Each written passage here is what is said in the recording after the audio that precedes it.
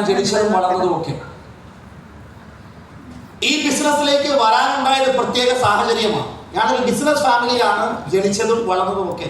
ഇതായിരുന്നു എൻ്റെ ചെറുപ്പത്തിലൊക്കെയുള്ള photo. Business ഫാമിലിയിൽ ഒരുപാട് പ്രശ്നങ്ങളും ടെൻഷൻസും ഒക്കെ ഉണ്ട്. അപ്പം അന്ന് മനസ്സിൽ വന്നത് നല്ല ജോലി കിട്ടിയാൽ പെൻഷൻ കിട്ടും, അപ്പം പിന്നെ ടെൻഷൻ അടിക്കുന്നുണ്ട്. അപ്പം അതുകൊണ്ട് ഒരു ജോലി വേണമെന്നുള്ളൊരു ആഗ്രഹം. അക്കരെ പച്ചയാണ്, വേറെ ഒന്നുമല്ല. ബിസിനസ്സുകാരുടെ കുടുംബക്കാർ എപ്പോഴും പറയും ബിസിനസ് അല്ല ജോലിയായിരുന്നു നല്ലതെന്ന് പറയും. ജോലിക്കാരെന്ന് പറയും ബിസിനസ്സാണ് നല്ലതെന്ന് പറയും. അത് അക്കരെ പച്ചയാണ് എന്ന് പറഞ്ഞതുപോലെ ഞങ്ങൾക്കും അക്കരെ പച്ച ഉണ്ടായിരുന്നു. അപ്പം അതുകൊണ്ട് ബിസിനസ് ഒന്നും വേണ്ടതൊന്നും ശരിയാവില്ല, ആ ഒരു വാല്യൂ കിട്ടത്തില്ല, നല്ലൊരു ജോലിയാണ് നല്ലത്. ഞാൻ 8ാം ക്ലാസ്സിൽ പഠിക്കുമ്പോൾ 13 വയസ്സുള്ള സമയത്ത് എൻ്റെ മനസ്സിൽ വന്നൊരു ഡ്രീമാണ് മിലിറ്ററിയിൽ ഒരു ഓഫീസർ ആകണമെന്ന്. ഞാൻ NCCയിൽ Aയും Bയും Cയും സർട്ടിഫിക്കറ്റ് ഒക്കെ നേടിയിട്ടുണ്ട്. ആ സമയത്തൊക്കെയുള്ള ഫോട്ടോയാണ്. ഒരു ഷാർപ്പ് ഷൂട്ടറൊക്കെ ആയിരുന്നു. എനിക്ക് കുറച്ച് ഒരുപാട് അവാർഡുകളും കാര്യങ്ങളൊക്കെ ആ സമയത്ത് കിട്ടിയിട്ടുണ്ട്. അതെൻ്റെ ഡ്രീമായിരുന്നു ആക്ച്വലി.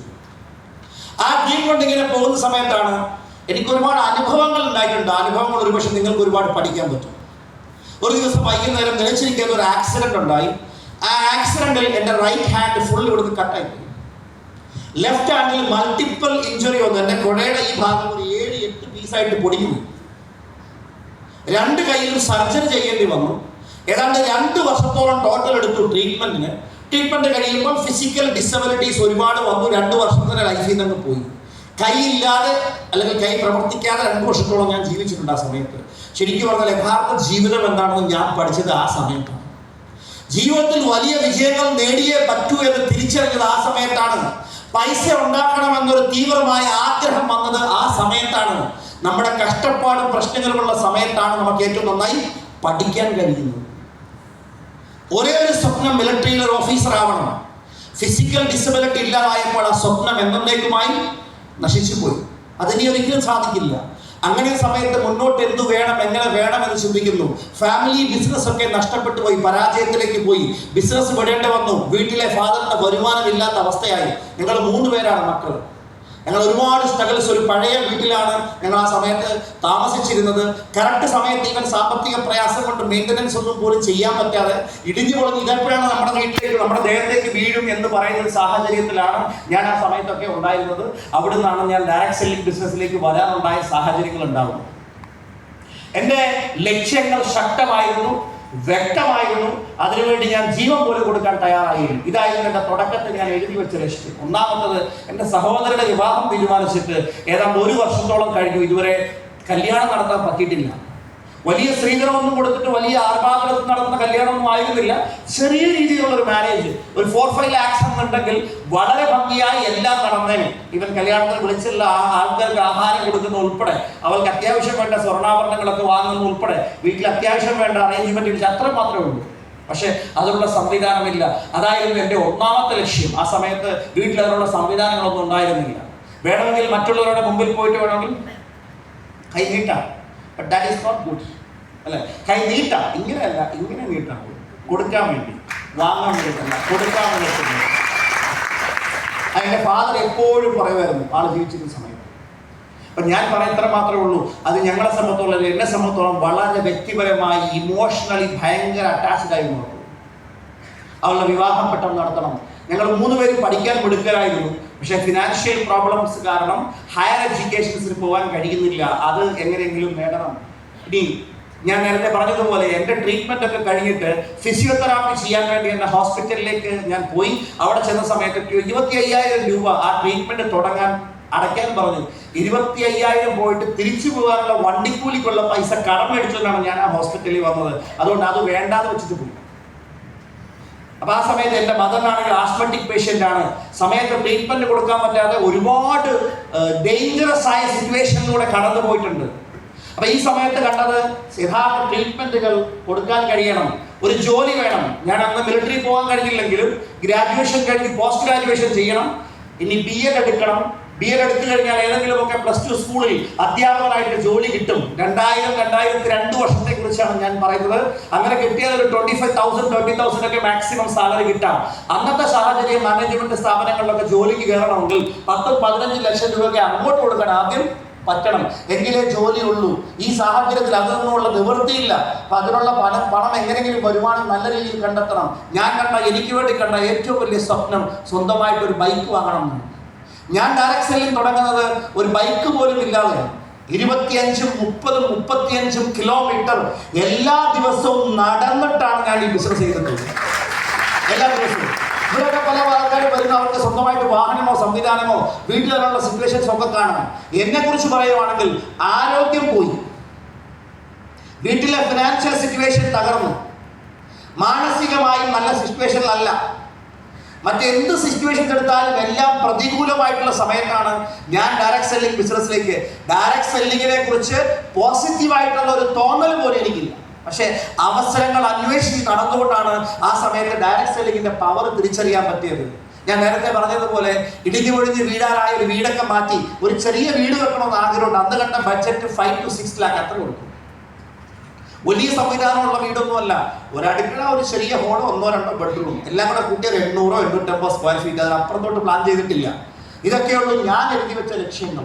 പക്ഷേ ഇതൊന്ന് എഴുതി കൂട്ടിയപ്പോൾ 25 ലക്ഷം രൂപ ഒരു വർഷത്തിനുള്ളിൽ വേണം. അപ്പം ഞാൻ നോക്കിയത്, ഇനി ഞാൻ PG പഠിക്കാൻ തുടങ്ങിയതേ ഉള്ളൂ, B.Ed പോകണം. അപ്പം PG 2 വർഷം, B.Ed വേണമെങ്കിൽ 1.5 വർഷം, ഇനി അത് കഴിഞ്ഞ് ജോലി കിട്ടിയിട്ട് വരുമാനം വരണമെന്നുണ്ടെങ്കിൽ ഇനി മൊത്തത്തിൽ ഒരു 4-5 വർഷം ഇനിയെടുക്കും. ഈ സമയത്താണ് ഡയറക്ട് സെല്ലിംഗ് ബിസിനസ് എന്താണെന്നും ഇതിന്റെ പവർ എന്താണെന്ന് ഞാൻ പഠിക്കുന്നത്. ഞാനിപ്പോൾ ഇവിടെ ഒരു വീഡിയോ, ഇതിന്റെ ഒരു വോളിയം ഒന്ന് കൂട്ടണം. Just I will play video, just ഒന്ന് കാണുക. വളരെ ശ്രദ്ധിച്ച് അതിലെ ഓരോ വാക്കുകളും ഇമ്പോർട്ടൻ്റ് ആണ്.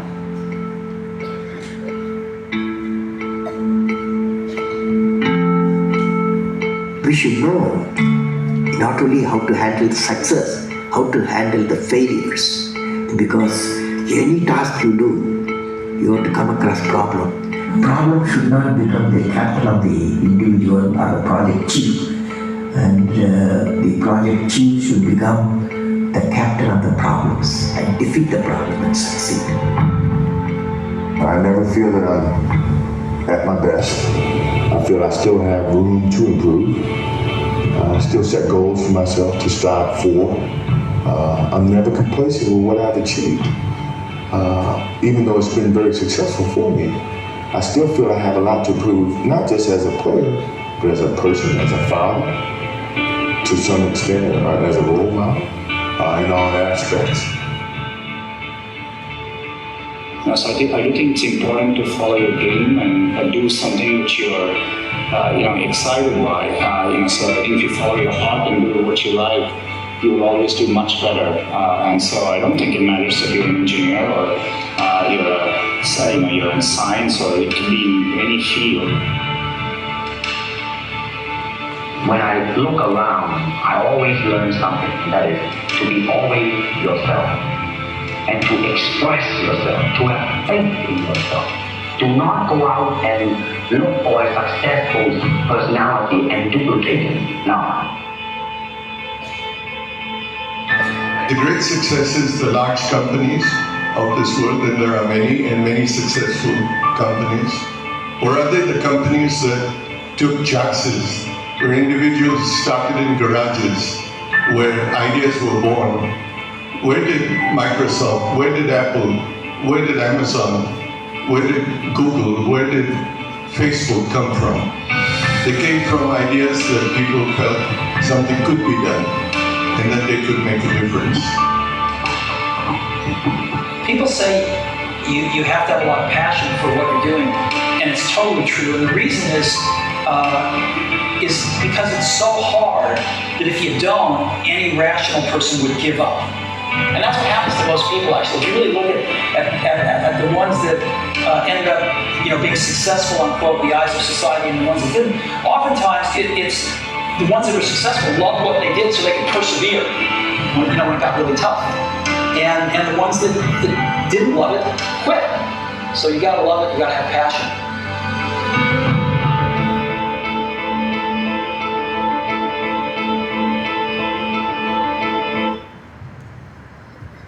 ഇതിൽ കുറേ കാര്യങ്ങൾ കണ്ടിട്ടുണ്ട്. അത് മനസ്സിലാക്കുക, അത് പ്രവൃത്തി തലത്തിൽ കൊണ്ടുവരിക, ദാറ്റ് ഈസ് വെരി ഇമ്പോർട്ടൻറ്റ്. ഈ ബിസിനസ്സിൽ, ഡയറക്ട് സെല്ലിംഗ് ബിസിനസ്സിൽ ഞാൻ ഇതിൻ്റെ പ്ലാൻ കേൾക്കുമ്പോൾ എന്നെ ഇൻസ്പയർ ചെയ്ത രണ്ട് കാര്യങ്ങൾ ഈ ബിസിനസ്സിലെ ഇൻകം പൊട്ടൻഷ്യലും പാസീവ് ഇൻകം എന്നുള്ള കാര്യമാണ്. ഞാൻ നേരത്തെ പറഞ്ഞതുപോലെ എൻ്റെ ലക്ഷ്യം ഫിസിക്കൽ ഡിസബിലിറ്റി കൊണ്ട് എന്നേക്കുമായി അവസാനിച്ചു. 40 വർഷത്തിലധികം കഠിനാധ്വാനം ചെയ്ത ട്രഡീഷണൽ ബിസിനസ് ചെയ്ത നോർത്ത് കേരളയിലാണ് എൻ്റെ ഫാദറിൻ്റെ ബിസിനസ്സൊക്കെ ഉണ്ടായിരുന്നത്. പയ്യന്നൂര്, കാഞ്ഞങ്ങാട്, തളിപ്പറമ്പ് പോലുള്ള സ്ഥലങ്ങളിലൊക്കെ ആയിരുന്നു. ഞാൻ ഇവൻ പഴയങ്ങാടിയിൽ പഠിച്ചിട്ടുണ്ട്, വാദിഹുദയിൽ കുറച്ച് വർഷം പഠിച്ചിട്ടുണ്ട്. ഞാൻ അതുപോലെ മാടായി സ്കൂളിലാണ് ഞാൻ സ്കൂൾ പഠനമൊക്കെ നടത്തിയത്. അപ്പോൾ ഞാൻ പറഞ്ഞൊരു ഇത്ര മാത്രമേ ഉള്ളൂ, ഈ മലബാർ ഭാഗങ്ങളുമായി ഞങ്ങളുടെ കുടുംബത്തിലൊക്കെ വളരെയധികം ബന്ധമുണ്ടായിരുന്നു. എന്നൊക്കെ പറഞ്ഞാലും ബേസിക്കലി ലൈഫിലെ ഒരു സ്വപ്നം, ആ സ്വപ്നം പറഞ്ഞാൽ എൻ്റെ ഫാദറിനെ കുറിച്ച് പറഞ്ഞാൽ 40 വർഷത്തോളം അദ്ദേഹം ഈ ഏരിയയിലാണ് ബിസിനസ് ചെയ്തത്. പക്ഷെ 40 വർഷം വീടും എല്ലാം സാക്രിഫൈസ് ചെയ്ത് ബിസിനസ് ചെയ്തിട്ടും ഒരു 6-7 മാസം ബിസിനസ്സിലൊന്നും ഇല്ലാതെ ഒരു പ്രത്യേക സാഹചര്യം വന്നപ്പോൾ ബിസിനസ് നഷ്ടത്തിലേക്ക് പോവുകയും കുടുംബത്തിന് വരുമാനം ഇല്ലാത്തൊരവസ്ഥയും യഥാർത്ഥ ആവശ്യങ്ങൾ വരുമ്പോൾ മുകളിലേക്ക് നിൽക്കേണ്ട ഒരു സന്ദർഭം ഞങ്ങളുടെ വീട്ടിൽ ഉണ്ടായിട്ടുണ്ട്. അതുകൊണ്ടാണ് ഈ പാസീവ് ഇൻകം എന്നെ വളരെയധികം പ്രചോദിപ്പിച്ചിട്ടുണ്ട്.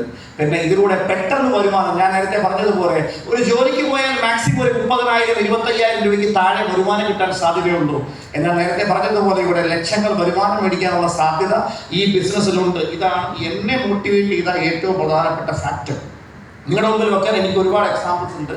എൻ്റെ പവർഫുൾ ആയിട്ടുള്ളൊരു ഡയമണ്ട് ലീഡറായിരുന്നു വിമൽ സരൻ. അദ്ദേഹം ഒരു റോഡ് ആക്സിഡന്റ്, നല്ല ഹെൽത്തി ആയിരുന്നു, ഒരു റോഡ് ആക്സിഡന്റിൽ ഒറ്റ ദിവസം ഓൺ ദ സ്പോട്ട് 10 മിനിറ്റ് കൊണ്ട് ആക്സിഡന്റ് നടന്നാണ് മരണപ്പെട്ടു പോയി. അദ്ദേഹത്തിന്റെ വീട്ടിൽ ഈ ബിസിനസ്സിലൂടെ എല്ലാ ആഴ്ചയും 2,10,000 രൂപ വരുമാനം വരുന്നുണ്ട്. നമുക്ക് പല ലീഡേഴ്സ് കണ്ടിട്ടുള്ള സുപരിചിതനായ ഒരു വ്യക്തിയാണ് ഷീജൻ സിംഗ് നായർ. അദ്ദേഹത്തിന്റെ ഇപ്പോഴത്തെ റാങ്ക് ബ്ലൂ ഡയമണ്ട് ആണ്. ആളുടെ വൈഫ് യമുന ഷീജൻ ഇന്ന് പ്രോഗ്രാമുകൾ റെക്കഗ്നൈസ് ചെയ്യപ്പെടുന്നത് ബ്ലൂ ഡയമണ്ട് ആയിട്ടാണ്. ഇദ്ദേഹത്തിന്റെ മകള് ഡോക്ടറിനാകാൻ പഠിക്കുന്ന MBBS, ഒരുപാട് പണം ചെലവുള്ള സമയമാണ് അടുത്ത തുടങ്ങുന്ന സമയത്ത്. ആളിപ്പോൾ പഠനം കഴിഞ്ഞു, ഈവൻ ഹൗസ് സർജൻസി MD ചെയ്തുകൊണ്ടിരിക്കുന്നു. ഇപ്പോൾ രണ്ടാമത്തെ ആൾ വിദേശത്താണ് higher education, UK higher education നടത്തിയത്. ഒരുപാട് സാമ്പത്തിക ചെലവുകളൊക്കെ വന്നിട്ടുണ്ട്. ഇവരെ കുറിച്ച് എനിക്ക് വ്യക്തമായിട്ട് അറിയാം. ഈ ലോകത്ത് നാളെ പോയിട്ട് ഏതാണ്ട് 8 വർഷത്തോളമാകും. 2018 നമ്മൾ ഈവന്റ്, നമ്മുടെ ഭ്രമരം ഈവന്റ് കഴിഞ്ഞിട്ടാണ് അദ്ദേഹം മരണപ്പെട്ടു പോകുന്നത്. ഇപ്പോൾ നമുക്കറിയാം ഇത്ര വർഷമായി, 7 വർഷം കഴിഞ്ഞ് 8ാമത്തെ വർഷത്തിലേക്ക് കടക്കുന്നു. ഇദ്ദേഹത്തിന്റെ വീട്ടിൽ ഇദ്ദേഹത്തിന്റെ അസാന്നിധ്യത്തിലും എല്ലാ മാസവും 25 ലക്ഷം രൂപയ്ക്ക് മേലെ വരുമാനം വന്നിട്ടുണ്ട്. എന്റെയും അവസ്ഥ വേറൊന്നുമല്ല. ഞാൻ നേരത്തെ പറഞ്ഞു, എൻ്റെ വീടിൻ്റെയൊക്കെ അവസ്ഥ ഇതിനേക്കാൾ വളരെ ശോചനീയമായ അവസ്ഥയായിരുന്നു. ഇവിടുന്നാണ് ഈ ബിസിനസ് ഞാൻ സ്റ്റാർട്ട് ചെയ്യുന്നത്. എല്ലാ മേഖലയിൽ നിന്നും, എല്ലാ തലത്തിൽ നിന്നും എതിർപ്പുകളും നെഗറ്റിവിറ്റികളും അല്ലാതെ ഒന്നുമില്ല. ഞങ്ങളൊക്കെ ഡയറക്ട് സെല്ലിംഗ് തുടങ്ങുന്ന സമയം എന്ന് പറഞ്ഞാൽ ടെക്നോളജി ഒന്നും ഇത്രയും ഡെവലപ്പ് ചെയ്തിട്ടില്ല. ഒരു മൊബൈൽ ഫോൺ പോലും ഇല്ല, വിളിക്കാൻ പോലും ഒരു സംവിധാനം ഇല്ല എന്ന്. അവിടെ ആ സമയത്തൊക്കെയാണ് ബിസിനസ് തുടങ്ങുന്നത്. ഇതുപോലെ പ്രോഡക്റ്റ് കിട്ടാനുള്ള സംവിധാനങ്ങളോ ഇത്രയധികം പ്രോഡക്റ്റുകളോ ഫെസിലിറ്റീസോ ഒന്നുമില്ല. ഇന്ത്യൻ ഡയറക്ട് സെല്ലിംഗ് ഇൻഡസ്ട്രിയെ കുറിച്ച് ഒരു പോസിറ്റീവായ, ഒരു ഓതന്റിക് ആയിട്ടുള്ള ഒരു സപ്പോർട്ട് ഒരു ഗവൺമെന്റിന്റെ ഭാഗത്തുനിന്നുമില്ല, ഒരു സിസ്റ്റം ഇല്ല. ഇന്ന് അങ്ങനെയൊന്നും അല്ല. ടോട്ടൽ സിറ്റുവേഷൻസ് മാറി, എല്ലാം അനുകൂലമാണ്. You are all blessed. നിങ്ങളെല്ലാം അനുഗ്രഹിക്കപ്പെട്ട സിറ്റുവേഷനിലാണ് ഞാൻ ഇപ്പോഴുള്ളത്. പക്ഷെ ഞാൻ വന്ന സമയമൊന്നും അങ്ങനെ ആയിരുന്നില്ല. എന്തെല്ലാം സാഹചര്യങ്ങളാണെങ്കിലും നമ്മുടെ ഉള്ളിലുള്ള ഫയറും തീരുമാനവുമാണ് ഡിസിഷൻ. അതാണ് നിങ്ങളൊക്കെ ചെയ്തിരിക്കുന്നത്. അങ്ങനെയാണ് തുടങ്ങിയത്. ആദ്യത്തെ 2.5 വർഷം ഡയറക്ട് സെല്ലിംഗിൽ നരകയാതനയുടെ സമയമായിരുന്നു. നരകയാതന പറയാൻ ഒരുപാടുണ്ട്, കയ്യിലൊന്നുമില്ല. കിട്ടുമെന്നുള്ള വിശ്വാസമുണ്ട്, കിട്ടുന്നില്ല. കിട്ടുന്നതിനേക്കാൾ കൂടുതൽ ചെലവുണ്ട്. വീട്ടിൽ നിന്ന് സപ്പോർട്ടില്ല. ഇതൊക്കെ കണ്ടുകൊണ്ട് സുഹൃത്തുക്കളൊക്കെ നിരുത്സാഹപ്പെടുത്തുന്നു. കഷ്ടപ്പെട്ടിട്ട് എനർജി ഇങ്ങനെ ചോർന്നു പോകുന്ന, അല്ലെങ്കിൽ ഡീമോട്ടിവേറ്റഡ് ആകുന്ന സാഹചര്യങ്ങൾ, ആൾക്കാരെ കളിയാക്കുന്നു. എന്നാലും ഓരോ ട്രെയിനിങ്ങുകൾ വരുമ്പോൾ ഇതൊക്കെ വീണ്ടും പുതുതായിട്ടൊരു ബിസിനസ് തുടങ്ങിയ ഒരാളുടെ മനസ്സിലേക്ക് വീണ്ടും എത്തും. ആ നിരന്തരമായ ട്രെയിനിങ് ഇല്ലായിരുന്നെങ്കിൽ ഈ ഡയറക്ട് സെല്ലിംഗിൽ ഞാനും ഉണ്ടാകുമായിരുന്നില്ല. So give priority to training. Training is the foundation, അടിത്തറ. ഇവിടുന്നാണ് നിങ്ങളുടെ ബിസിനസ് ഉയരേണ്ടത്. കിട്ടാവുന്ന സാഹചര്യങ്ങളൊക്കെ നിങ്ങൾ പരമാവധി പ്രയോജനപ്പെടുത്തുക. ആദ്യത്തെ 2.5 വർഷം കൊണ്ട് എനിക്കുണ്ടായത് 2.5 ലക്ഷം രൂപയുടെ കടവാണ്. ചെറിയ പ്രായത്തിൽ പല സമയത്ത് ഒരു 15 പ്രാവശ്യമെങ്കിലും ഇത് നിർത്തിയാലോ തീരുമാനിച്ചിട്ടുണ്ട്. അതിനുശേഷമാണ് മാറ്റങ്ങൾ ഉണ്ടാവുന്നത്.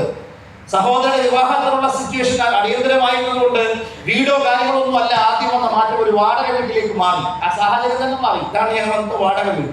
ഇവിടെ വെച്ച് അവരുടെ വിവാഹവും നടന്നു. വിവാഹ സമയത്തെടുത്ത ഫോട്ടോയിൽ, ആൽബത്തിൽ ഞാൻ ജസ്റ്റ് എടുത്ത ഫോട്ടോയിൽ ഒരു വാടക വീടാണ് ആദ്യം ആദ്യം ഉണ്ടായത്. പതുക്കെ പതുക്കെ ഞാൻ വീടിന്റെ കാര്യം പറയുവാണെങ്കിൽ എൻ്റെ 23-ാമത്തെ വയസ്സിൽ ഞങ്ങളുടെ നാട്ടില് ഏതാണ്ട് 5000+ സ്ക്വയർ ഫീറ്റ് ഉള്ള ഒരു നല്ല വീട്ടിലേക്ക് ഡയറക്റ്റ് സെല്ലിങ്ങിലൂടെ എനിക്ക് മാറാനായിട്ട് പറ്റും. ഇവിടെ വെച്ചാണ് എൻ്റെ വിവാഹം നടന്നത്. എൻ്റെ വിവാഹത്തിന് പോകുന്ന സമയത്തൊക്കെ ആ വീട്ടിൽ വെച്ച് എടുത്തിട്ടുള്ള ഫോട്ടോസാണ് ഇതൊക്കെ. ഞാൻ നേരത്തെ പറഞ്ഞു 20-ാമത്തെ വയസ്സ് മുതൽ 22.5 വയസ്സ് വരെ കഷ്ടപ്പാട് മാത്രം. അടുത്ത വെറും 1.5 വർഷത്തിലുണ്ടായ മാറ്റമാണ് ഈ വന്ന മാറ്റങ്ങളൊക്കെ തന്നെ. അവിടെ നിന്നാണ് തുടങ്ങുന്നത്. പിന്നീട് ഈ ബിസിനസിന്റെ വളർച്ച കേരളത്തിലെ പല എല്ലാ ജില്ലകളിലും, കേരളത്തിന് പുറത്ത് പല സംസ്ഥാനങ്ങളിലും ഒക്കെ ഡെവലപ്പ് ചെയ്തപ്പോൾ എയർപോർട്ടൊക്കെ ഉപയോഗിക്കേണ്ടി വന്നു. ആ സമയത്ത് കൊച്ചിയിലേക്ക് മാറണമെന്ന് ആഗ്രഹിച്ചു. ആ സമയത്ത് ഡയറക്ട് സെല്ലിംഗ് ഇൻഡസ്ട്രിയിലൂടെ കൊച്ചിയിൽ ഞാൻ ആദ്യമായിട്ട് വാങ്ങിയ ഒരു വില്ലയാണിത്. അതിന്റെ മുമ്പിൽ വെച്ച് ഫാമിലിയോടൊപ്പം എടുത്ത ഫോട്ടോ ആണ്. You can see many cars in front of the villa. നിങ്ങൾക്ക് കാണാൻ പറ്റും. പിന്നീട് കുട്ടികളൊക്കെ വളർന്നു വന്നു. വീട്ടിൽ സൗകര്യങ്ങൾ കൂടുതൽ വേണം, സ്വപ്നം ഉണ്ടാക്കണം. അന്ന് ഞാനൊരു സ്വപ്നം ഉണ്ടാക്കാൻ വേണ്ടി കേരളത്തിൽ കൂടെ ഇങ്ങനെ നടക്കുമ്പോൾ ഒരു ബോർഡ് കണ്ടു. ആ ബോർഡിൽ കണ്ട ഈ ഒരു പിക്ചർ പെട്ടെന്ന് എൻ്റെ മൈൻഡൊന്ന് സ്ട്രൈക്ക് ചെയ്തു. അവിടുത്തെ ബോർഡിൽ കിട്ടിയ നമ്പർ വെച്ച് ഞാൻ വിളിച്ചു, ചെന്നു, കണ്ടു, പ്രോജക്റ്റ് ഇഷ്ടപ്പെട്ടു, ഒരു വില്ലയെ ബുക്ക് ചെയ്തു. ആ വില്ലയിലാണ് ഞാനിപ്പോൾ താമസിക്കുന്നത്. പ്രാക്ടിക്കൽ ഞാൻ കണ്ട ആ ഫോട്ടോയിനേക്കാൾ കുറെ അഡീഷൻസ് ഒക്കെ വരുത്തി അതിനേക്കാൾ മനോഹരമായിട്ടുള്ള ഒരു വീട്ടിലാണ് ഞാൻ താമസിക്കുന്നത്. നിങ്ങൾക്ക് അതിൻ്റെ ഒരു വീഡിയോ ജസ്റ്റ് വേണമെങ്കിൽ കാണാം. Glimpses, that's all. ഇതൊക്കെ ഉണ്ടായ കാര്യങ്ങളാണ്.